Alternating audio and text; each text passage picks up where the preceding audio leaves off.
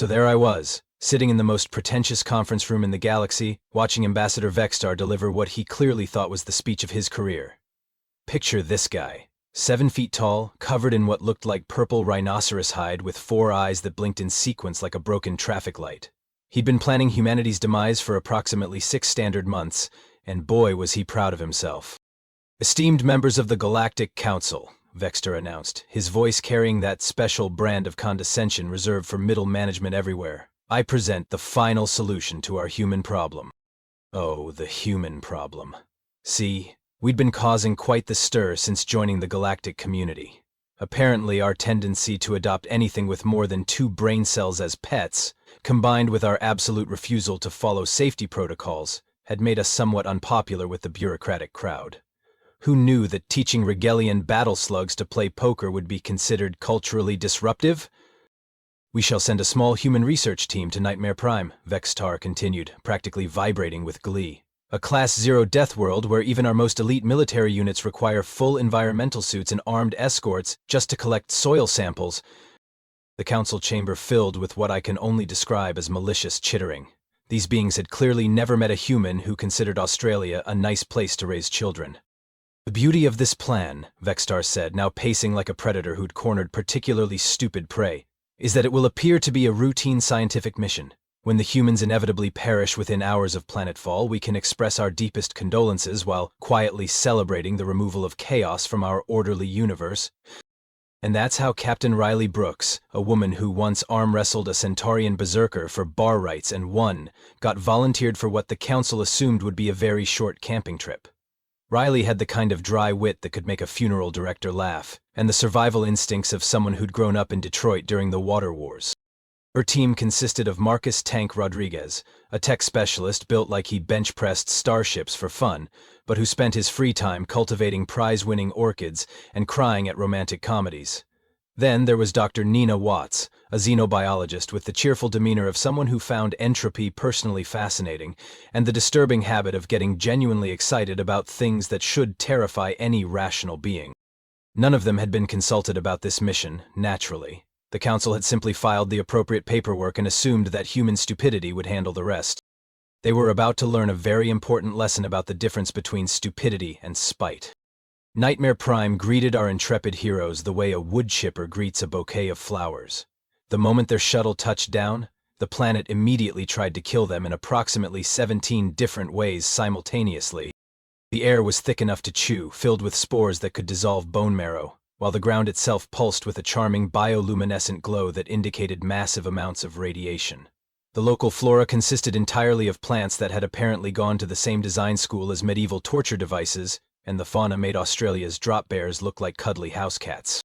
From their observation post 3 systems away, the Galactic Council's monitoring team settled in to watch what they assumed would be a very brief and educational snuff film. "Atmospheric readings show lethal toxicity levels," reported Junior Observer Claxnoon, his tentacles twitching with nervous excitement. "The humans should begin experiencing cellular breakdown within minutes." Instead, Captain Riley Brooks stepped out of the shuttle, took one look around at the hellscape of writhing death vines and acid-spitting murder birds, and said, "Well, this is cozy. Tank, rate the welcoming committee." Tank emerged from the shuttle carrying enough equipment to stock a small hardware store, paused to examine a nearby creature that looked like a cross between a tiger and a blender, and replied, "I'm giving the overall aesthetic a solid 8 out of 10. Points deducted for the lack of complementary colors in the poison flowers." Dr. Watts practically bounced out of the shuttle with the enthusiasm of a kid entering a candy store. "Oh my goodness, look at this biodiversity. Riley, we're standing on what might be the most evolutionarily aggressive ecosystem in the known galaxy. Isn't it wonderful?" She said this while casually sidestepping a geyser of acid that erupted exactly where she'd been standing 2 seconds earlier.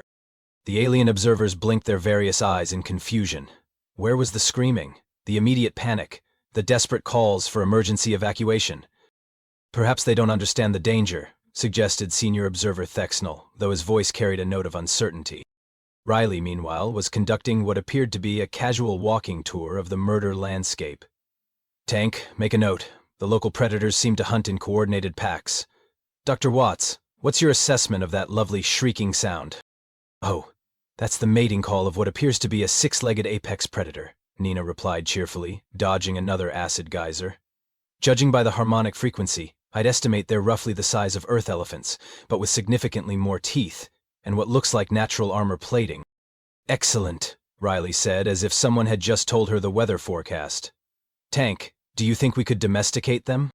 Tank was busy examining the skeletal remains of what had presumably been the planet's last visitors. Depends on their intelligence level and food preferences. Though honestly, Captain, I'm more interested in those pack hunters that have been stalking us for the last 10 minutes.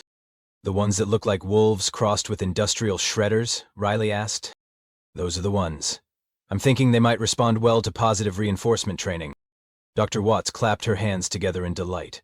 Ooh, can we try? I've always wanted to study pack dynamics in a high-stress environment. Back at the observation post, Junior Observer Claxnoon was developing what humans would recognize as a stress headache. Sir, the humans appear to be treating this as some sort of recreational activity. Impossible, Senior Observer Thexnell muttered, but his confidence was starting to crack like cheap pottery. No species could be that insane. He was about to learn just how wrong one being could be. By day 3, the humans had committed what the Galactic Council would later classify as aggressive landscaping against a Class 0 Deathworld. It started when Tank decided that the constant acid rain was inefficient for crop irrigation and began building a filtration system out of the bones of something that had tried to eat him on day 2.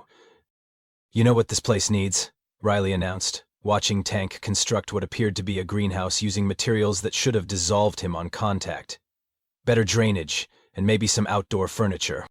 Dr. Watts was busy documenting the local ecosystem with the dedication of someone writing love letters to entropy itself. The microbial life here is absolutely fascinating. Did you know the soil bacteria have developed at least 6 different ways to break down organic matter?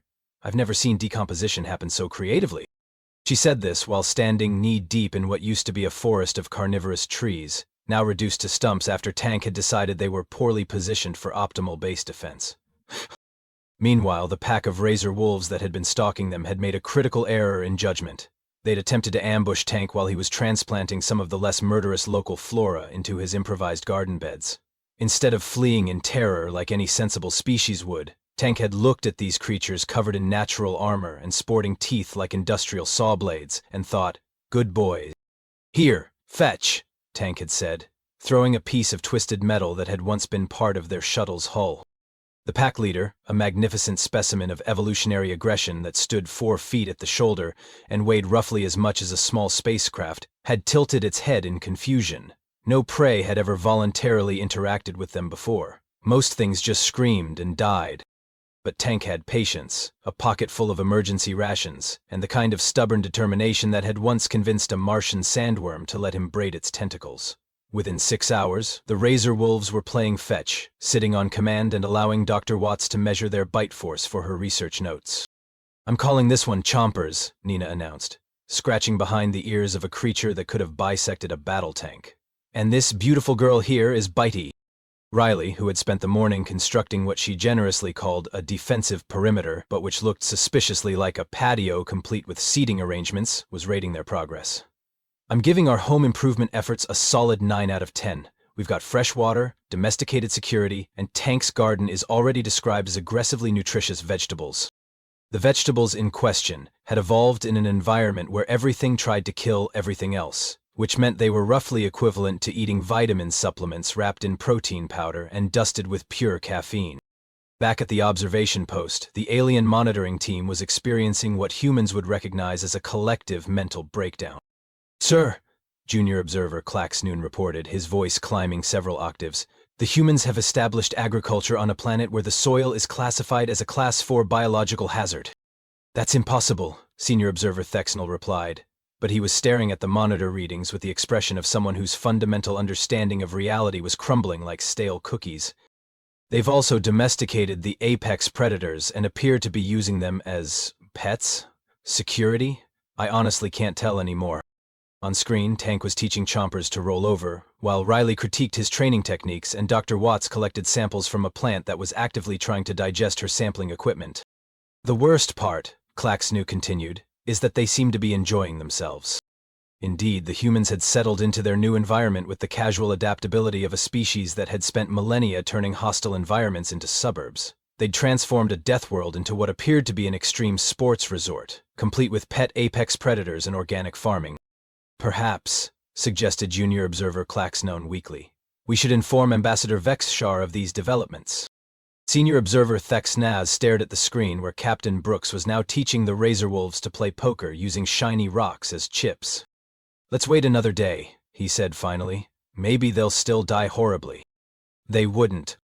The Shardrunners had been watching these strange off-worlders for exactly 1 week, 2 days, and 17 minutes.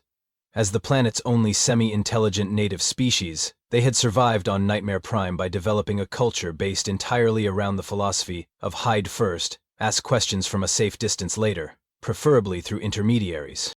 They were called Shardrunners because they resembled living collections of crystalline fragments held together by what appeared to be pure spite and excellent organizational skills.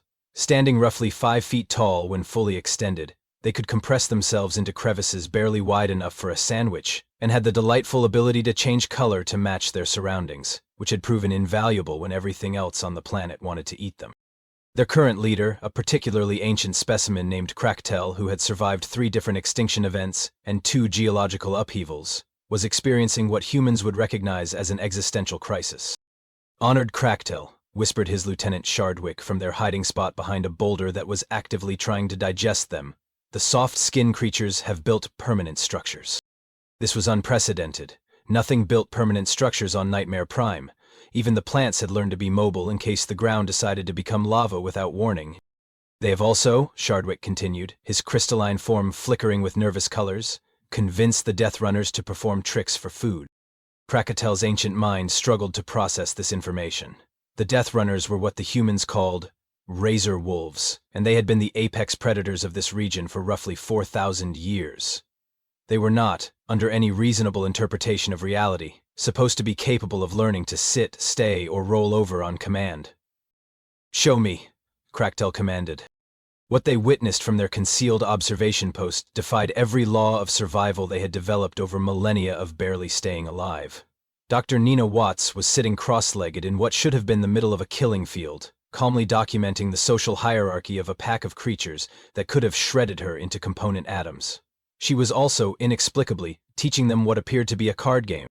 The betting system is fascinating, Nina was explaining to Chompers, who was holding his cards with surprising delicacy for a creature with claws designed for industrial-grade destruction.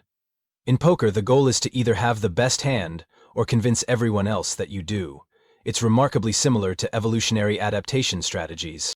Chompers tilted his massive head and made a sound that might have been agreement, then carefully placed 2 shiny pebbles in the center of their makeshift table. Meanwhile, Tank was conducting what appeared to be an agricultural seminar for Bitey and 3 other razor wolves. Now, the key to successful crop rotation, he was saying while demonstrating proper soil aeration techniques, is understanding what nutrients each plant species depletes and what it adds back to the ecosystem. The razor wolves watched with the intense concentration of students preparing for a final exam. People's worldview cracked a little further when Captain Riley Brooks emerged from the humans' shelter carrying what appeared to be a steaming mug of something that shouldn't exist. "Morning, everyone," Riley called out cheerfully to her domesticated killing machines. "Beautiful day for not dying horribly." This was too much for Shardwick, who accidentally shifted to his panic colors, bright orange with purple stress stripes. "Honored Kraktel, perhaps we should make contact. If these creatures can survive the morning poison mists while drinking hot liquid, they might possess knowledge that could benefit our people." Kraktel considered this.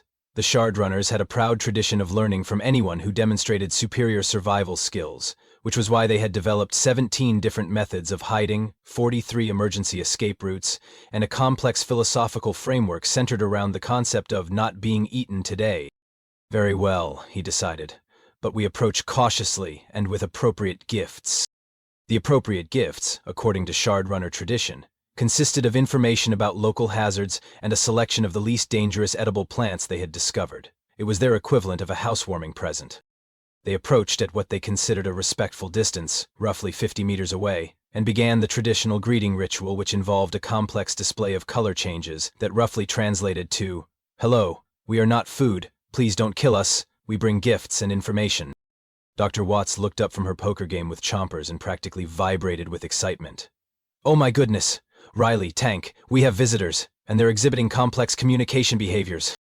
Riley approached with the casual confidence of someone who had never met a diplomatic situation she couldn't either charm or intimidate her way through. "Well, hello there, neighbors. I'm Captain Riley Brooks. These are my colleagues Tank and Dr. Watts, and these handsome fellows are our security team." She gestured to the Razor Wolves, who wagged their tails in what the Shardrunners recognized as a friendly greeting. This was disturbing on multiple levels, not least because Razor Wolves didn't have tails in the traditional sense, but rather articulated spine extensions, designed for enhanced killing efficiency. Cractal stepped forward, shifting to formal greeting colors, and began the ritual introduction speech that roughly translated to, "We are the Shardrunners, children of crystal and shadow, survivors of the endless night, keepers of the hidden ways. We offer knowledge and seek wisdom in return." Nina immediately began recording everything with the enthusiasm of an anthropologist who had just discovered a previously unknown civilization. "Fascinating. Tank, are you seeing this color-painted communication system? It appears to be both linguistic and emotional simultaneously." Tank, who had been teaching soil chemistry to increasingly attentive Razor Wolves, looked over with interest. The chromatic shifts seemed to follow a mathematical progression. "Nina, do you think it's a base 8 system?" Within an hour, Dr. Watts had accidentally become the Shardrunner's spiritual leader. It happened because Cractel, in an effort to properly assess these strange creatures' worthiness, had invited Dr. Watts to participate in the ritual of acknowledgement. This was a traditional ceremony where participants demonstrated their connection to Nightmare Prime by surviving exposure to the planet's most concentrated collection of environmental hazards for exactly 100 heartbeats. Previous participants had included only the most elite Shardrunner warriors, and the survival rate was roughly 30%. It was considered the ultimate test of one's harmony with the planet's murderous ecosystem. Dr. Watts had agreed with the cheerful enthusiasm of someone who thought she was being invited to a cultural exchange program. She not only survived the 100 heartbeats of exposure to concentrated death, she spent the entire time taking detailed notes on the unique mineral composition of the ritual chamber and commenting on the remarkable adaptation strategies of the microorganisms that had evolved in what was essentially a concentrated distillation of everything that made Nightmare Prime unsurvivable. "This is incredible," she had exclaimed, while toxic spores swirled around her like a malevolent snowstorm. "The symbiotic relationships in this environment are unlike anything I've ever documented." When she emerged, not only alive but genuinely invigorated by the experience, the Shardrunners immediately declared her to be blessed by the pain spirits and began treating her as a living saint. Tank, meanwhile, had solved their food security crisis by introducing them to the concept of sustainable agriculture, using volcanic soil and acid rain as natural fertilizers. Within 2 weeks, the Shardrunners had their first successful harvest in living memory. "The key," Tank explained to a rapidly growing crowd of crystalline students, "is working with your environment instead of against it. These acid-resistant root vegetables aren't just edible, they're practically superfood." Riley, observing this cultural exchange with the satisfaction of a diplomat who had just negotiated a surprisingly successful trade agreement, decided it was time to help the Shardrunners with their political organization. "Still, you're telling me," she said to Cractel, "that leadership decisions are made by whoever can hide the longest during a crisis." "It is our way," Cractel replied, shifting to colors that indicated mild embarrassment. "The survivor leads until the next crisis." "Has anyone ever considered voting?" Riley asked. The concept of democracy was so foreign to the Shardrunners that it took 3 days and several detailed presentations using poker chips as visual aids before they grasped the basic principle. Once they did, however, they embraced it with the enthusiasm of a people who had finally found a decision-making process that didn't require anyone to risk death by environmental hazard. Their first democratic election was held 2 weeks later, with Tank serving as election monitor and Dr. Watts providing spiritual guidance that mostly consisted of reminding everyone that diverse perspectives made for stronger ecosystems. Cractel won by a landslide on a platform of continued not dying and expanded agricultural cooperation with the Blessed Softskins. By the end of the month, the Shardrunners had formally requested that Riley help them prepare an application for Galactic Council membership, with the humans serving as their sponsors and cultural ambassadors. Back at the observation post, Junior Observer Klaxonen was staring at his monitoring equipment with the expression of someone whose entire career had just been rendered obsolete. "Sir," he reported to Senior Observer Thexnal, "the humans have established diplomatic relations with the native species." That's impossible," Thexnal replied weakly. "The Shardrunners have been classified as a pre-contact civilization. They're barely above tribal-level organization." They've just filed paperwork for Galactic Council membership, Claxnoon continued. Their application includes detailed environmental impact studies, agricultural development plans, and a proposed constitution based on democratic principles. On the screen, they could see Riley Brooks conducting what appeared to be a civics lesson, while Tank taught hydroponic farming techniques, and Dr. Watts led a group meditation session that somehow involved communing with the planet's hostile ecosystem. The Shard Runners, Claxnoon added quietly, have declared the humans to be divine messengers sent by the pain spirits to guide them into a new age of prosperity. Senior observer Thexnell stared at the screen for a long moment, watching as Captain Brooks helped organize what appeared to be a block party featuring domesticated apex predators, sustainable agriculture, and intercultural exchange programs. "Contact Ambassador Vextar," he said finally. "Sir, tell him we need to talk." Ambassador Vextar was having what humans would recognize as the worst day of his professional career, and considering that his career had spanned 3 different galactic administrations and 2 separate attempts at bureaucratic reform, that was saying something. He stood in his private office, all 4 eyes focused on the holographic display that showed what should have been a desolate wasteland littered with human remains. Instead, he was looking at what appeared to be a thriving agricultural commune, complete with interspecies cooperation, sustainable development initiatives, and what his analysts were describing as aggressively successful environmental management. "Explain this to me again," Vextar said to Senior Observer Thexnell, whose image flickered slightly due to the massive distance between the observation post and council headquarters. "Slowly, and use small words." Thexnell's multiple eyes blinked in sequence, a nervous habit he'd developed over the past month of watching his fundamental understanding of reality crumble like poorly mixed concrete. "Sir, the humans have not only survived on Nightmare Prime, they have established what can only be described as a model colony." "A model colony," Vextar repeated flatly, "on a Class 0 Deathworld." "Yes, sir. They've implemented sustainable agriculture using indigenous flora, established diplomatic relations with the native population, and created what appears to be a functioning democratic government in just under 2 standard months." Vextar's purple skin was shifting to a distinctly unhealthy shade of gray. "And the Shard Runners?" "They've submitted their application for Galactic Council membership. Their documentation is comprehensive and professionally formatted. The humans apparently taught them about proper bureaucratic procedures." This was perhaps the most terrifying sentence Vextar had heard in his entire career. The Galactic Council prided itself on being the ultimate bureaucratic institution, where proper paperwork filing was considered both an art form and a sacred duty. The idea that humans could teach pre-contact aliens to navigate galactic administrative procedures in less than 2 months was deeply disturbing on multiple levels. "Show me the application," he commanded. What appeared on his screen was a masterpiece of diplomatic documentation. The Shard Runners had submitted a complete governmental framework, including a constitution that somehow managed to blend their traditional survival-based cultural values with democratic principles and sustainable development goals. Their environmental impact assessments were thorough enough to make professional xenogeologists weep with envy, and their proposed trade agreements demonstrated a sophisticated understanding of interstellar economic theory. "Who wrote this?" Vextar asked weakly. "According to our intelligence, it was a collaborative effort. Captain Brooks provided political and diplomatic guidance. Specialist Rodriguez contributed the environmental and agricultural sections, and Dr. Watts supplied the xenobiological and cultural analysis. The Shard Runners themselves handled the traditional cultural integration aspects." Vextar scrolled through page after page of professionally presented documentation. The Shard Runners had included detailed biographical information about their proposed leadership, complete with democratic election results that showed a 97% voter participation rate. Their policy proposals ranged from environmental conservation to interspecies cultural exchange program. "They might establish a university," he said, staring at the screen in horror. "The Nightmare Prime Institute for Extreme Environmental Sciences," Thexnell confirmed. Their mission statement indicates they plan to offer degree programs in survival ecology, hostile environment agriculture, and what they're calling applied xenobiological integration. They want to teach other species how to survive on Deathworlds. "Yes, sir. They've already received preliminary inquiries from 17 different species, including 3 that we previously classified as dangerously over-civilized, due to their inability to survive outside of controlled environments." Vextar felt something that humans would recognize as a migraine beginning to form behind his forward-facing eyes.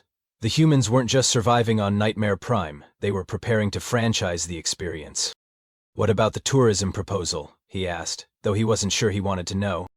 "Nightmare Prime Adventure Resort Spiritual Retreat," Thexnell read from his notes. "They're advertising it as the ultimate destination for character-building experiences and ecological enlightenment through controlled adversity. Dr. Watts has designed a series of meditation programs that involve what she calls therapeutic exposure to manageable mortality risks." "Manageable mortality risks," Vextar repeated, his voice climbing an octave. "They've also established a breeding program for the razor wolves. Specialist Rodriguez believes they can develop a domesticated variant suitable for family pets within 3 generations. The Shard Runners are apparently assisting with the behavioral modification protocols." The holographic display shifted to show current footage from Nightmare Prime.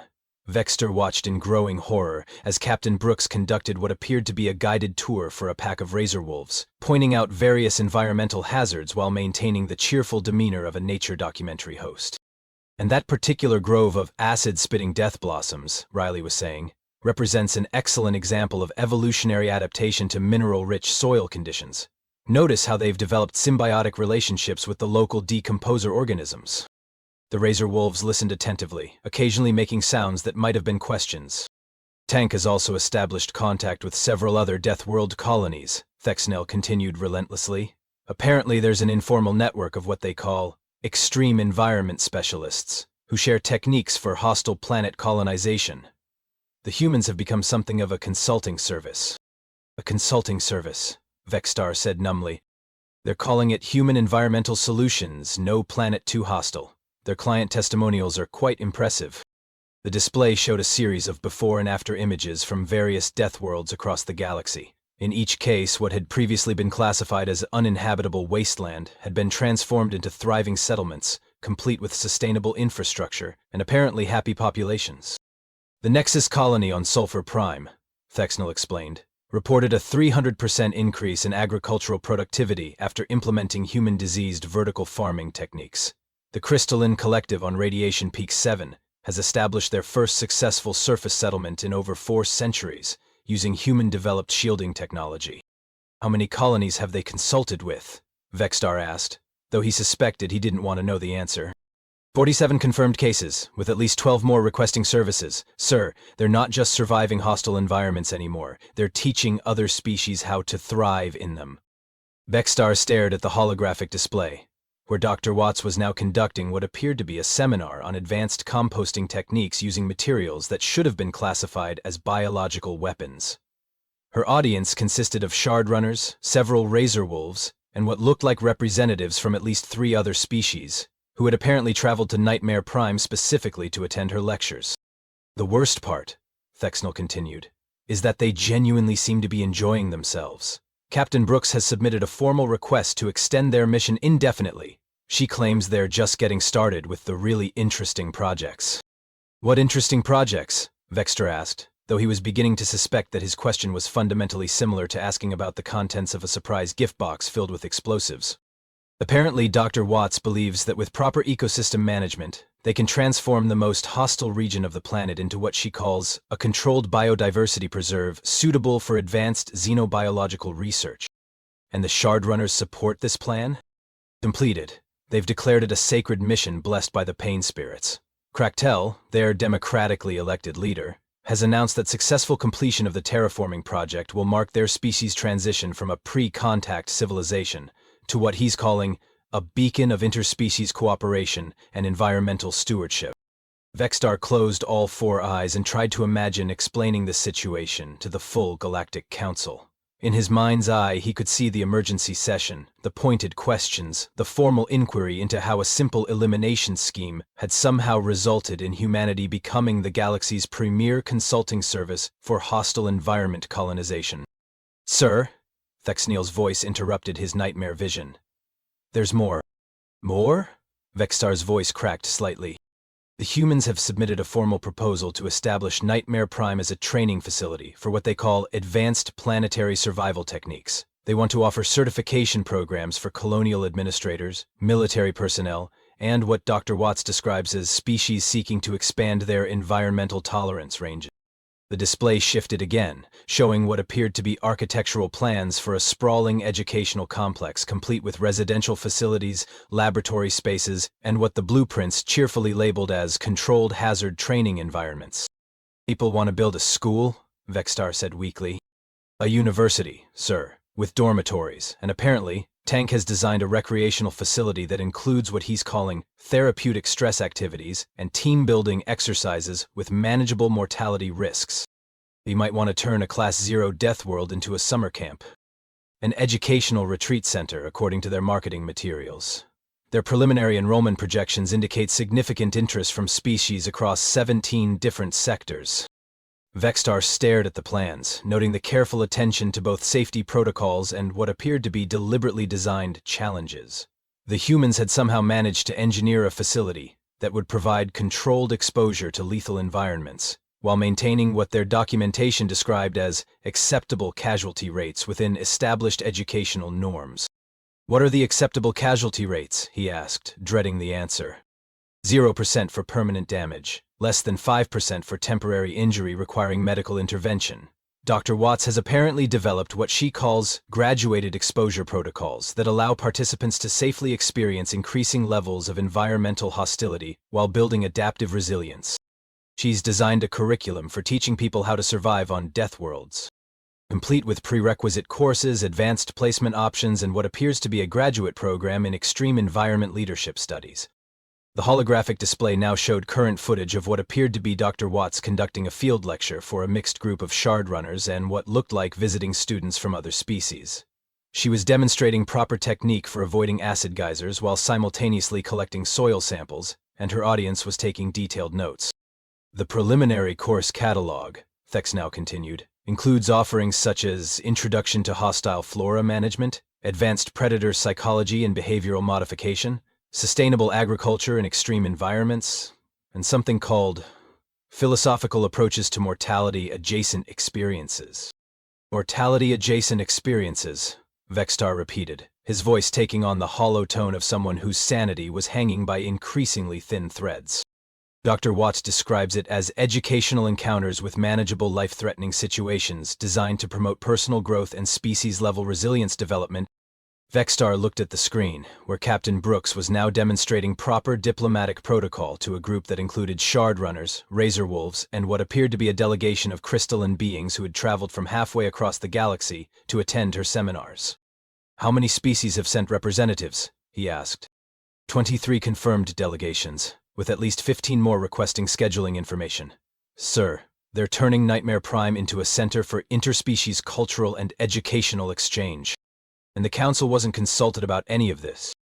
The humans filed all appropriate paperwork through the Shardrunners' newly established governmental channels. Since the Shardrunners are now a recognized sovereign entity with pending Council membership status, their internal policy decisions fall outside our direct administrative oversight." Vextor realized that the humans had not only survived his carefully planned elimination scheme, they had somehow managed to establish themselves as educators, consultants, and diplomatic facilitators for what was rapidly becoming the galaxy's most successful Deathworld colonization project. "Schedule an emergency council session," he said finally. "Yes, sir. What should I tell them the meeting concerns?" Vextar stared at the holographic display, where Tank was now teaching a mixed class of aliens and domesticated apex predators about advanced irrigation techniques using corrosive precipitation. "Tell them," he said slowly, "that we may have made a slight miscalculation regarding human adaptability." "Should I mention the expansion plans?" "Expansion plans?" "Captain Brooks has submitted a preliminary proposal for extending their consultation services to Class Negative on Deathworlds. Apparently, they believe their current techniques can be adapted for even more hostile environments." Vextar felt his legs give out slightly and he leaned against his desk for support. "They're Class Negative on Deathworlds?" he asked weakly.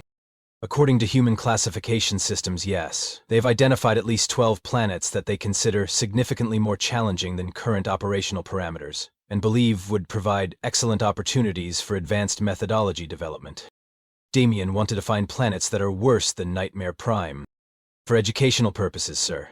Dr. Watts has proposed a graduate-level program in what she calls extreme environmental mastery that would involve supervised colonization attempts on planets where even robotic probes typically fail to function for more than a few hours. Vexstar closed all four eyes and tried to imagine what the emergency council session was going to be like. It was going to be a very long day. Captain Riley Brooks stood in the newly constructed communications center of what the Nightmare Prime colonists had optimistically named Paradise Base, reviewing her final mission report with the satisfaction of someone who had just completed the galaxy's most successful hostile takeover disguised as a research expedition. The communications center itself was a testament to human engineering philosophy, constructed primarily from materials that had previously been trying to kill them, and decorated with what Dr. Watts had cheerfully described as locally sourced artistic elements that included crystalline formations gifted by the Shard Runners and what appeared to be tastefully arranged predator bones. "Computer, begin recording final mission report," Riley announced, settling into a chair that Tank had crafted from the shell of something that had made the mistake of challenging him to single combat during the colony's second week. "Mission report, Nightmare Prime Research Expedition, Day 127. Captain Riley Brooks reporting. I'm pleased to announce that our initial research objectives have been exceeded." She paused, looking out the reinforced viewing window at what had once been a desolate hellscape and was now a thriving settlement, complete with agricultural terraces, residential complexes that somehow managed to be both defensible and aesthetically pleasing, and what appeared to be a recreational area where domesticated razor wolves were currently engaged in a spirited game of what Tank had dubbed extreme fetch. "Our agricultural initiatives have yielded crop productivity rates approximately 400% above initial projections. Specialist Rodriguez has successfully cultivated 17 varieties of indigenous flora, 12 of which are not only edible, but what our nutritional analysis indicates are roughly equivalent to concentrated vitamin supplements, with the added benefit of naturally occurring stimulants that appear to enhance cognitive function and physical endurance." In the background, she could see Tank conducting what appeared to be an advanced botany seminar for a mixed audience of Shard Runners, visiting researchers from 6 different species, and 3 razor wolves who had demonstrated unexpected aptitude for theoretical agriculture. "Our diplomatic relations with the indigenous Shardrunner population have progressed beyond our most optimistic expectations.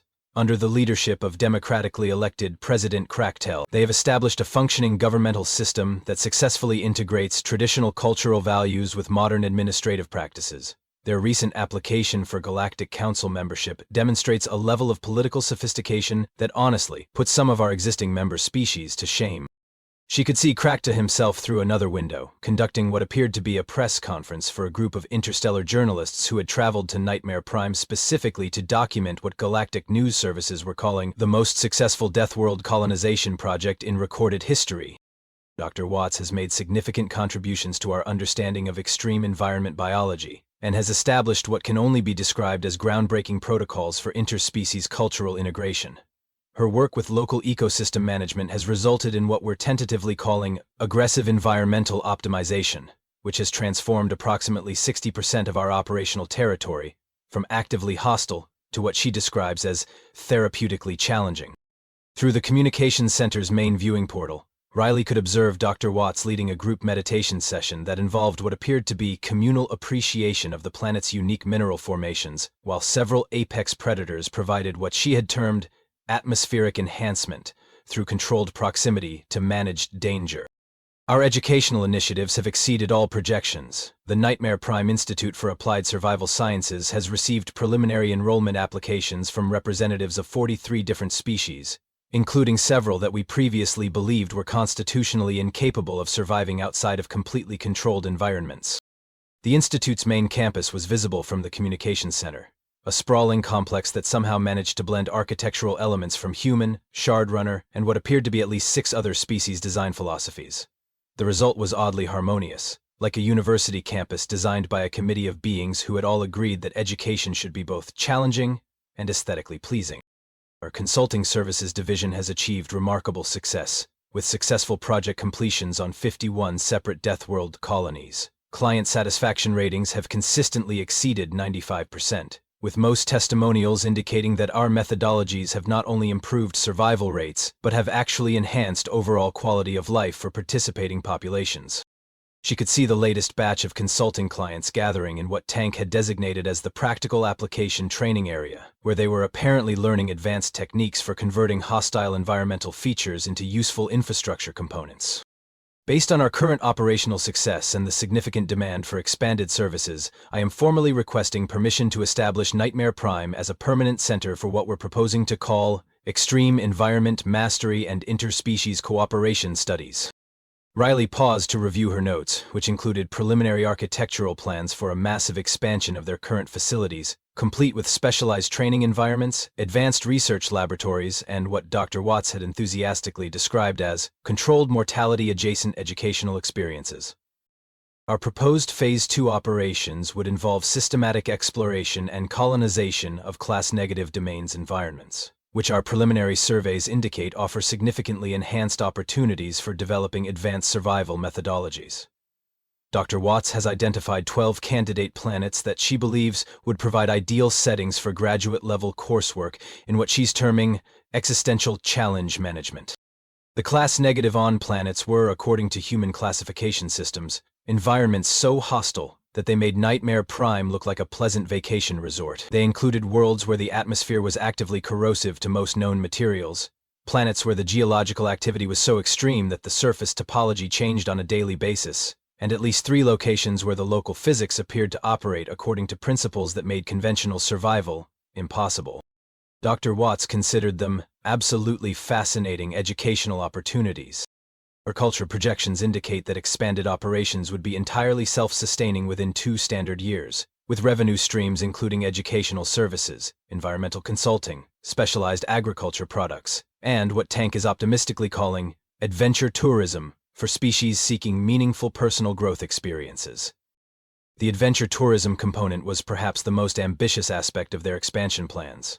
Tank had designed a series of graduated experience packages that would allow visitors to safely experience increasing levels of environmental hostility while participating in what the marketing materials described as transformative encounters with manageable adversity.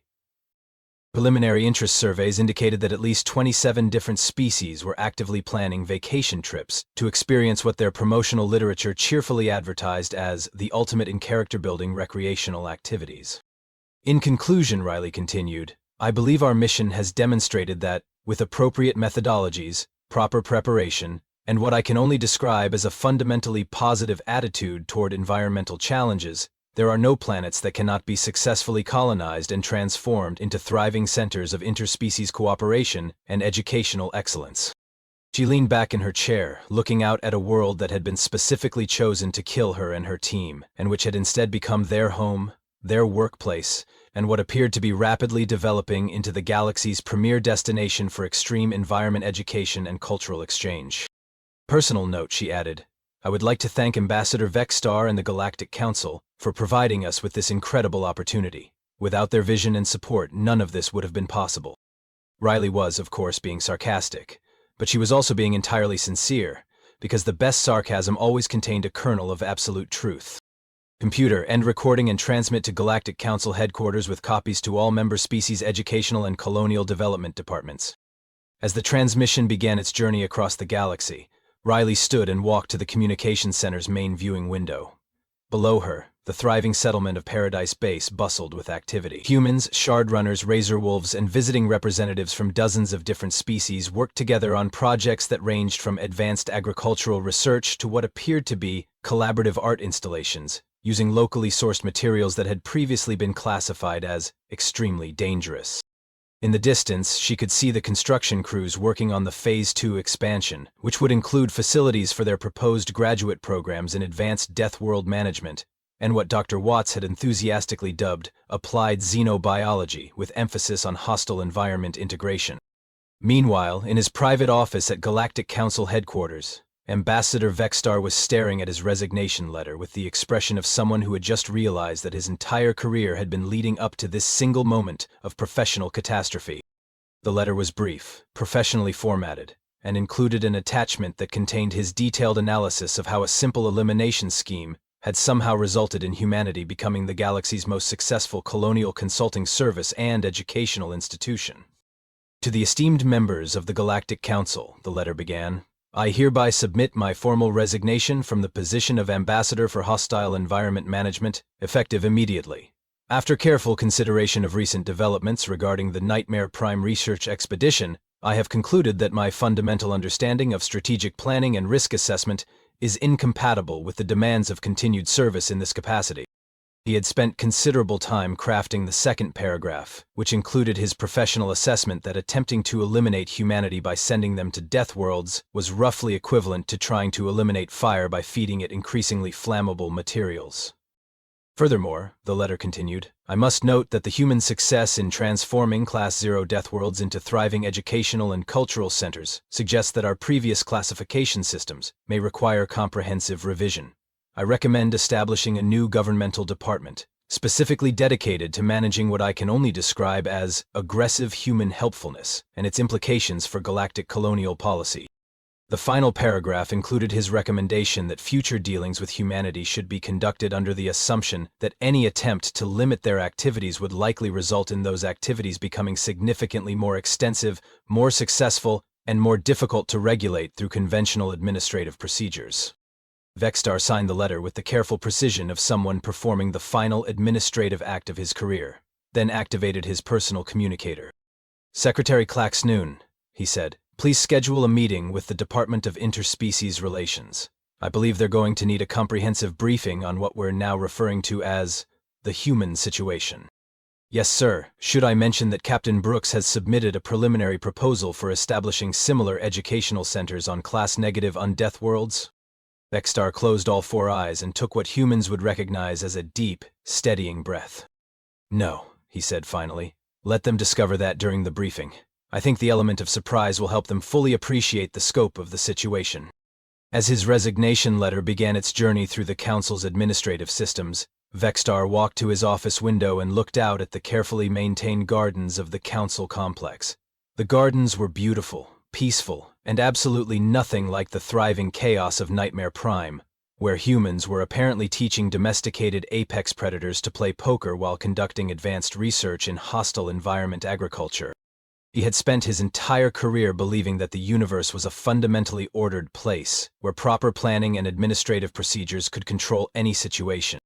The humans had taught him that some forces of nature could not be controlled, only redirected. And sometimes, if you were very unlucky, they would redirect themselves in ways that transformed your carefully planned elimination scheme into the galaxy's most successful educational institution. Somewhere across the galaxy, Captain Riley Brooks was probably planning her next project. Dr. Watts was discovering new ways to make friends with hostile ecosystems, and Tank was designing advanced agricultural systems for planets where the very concept of agriculture should have been impossible. They were also, almost certainly, enjoying themselves immensely. Vextar submitted his resignation letter and began planning his retirement. He was thinking about taking up a nice, safe hobby, something completely predictable and thoroughly non-threatening. Gardening, perhaps. As long as it didn't involve any plants that had been genetically modified by humans for enhanced growth in extreme environments. Which, knowing humans, probably ruled out most of the interesting varieties.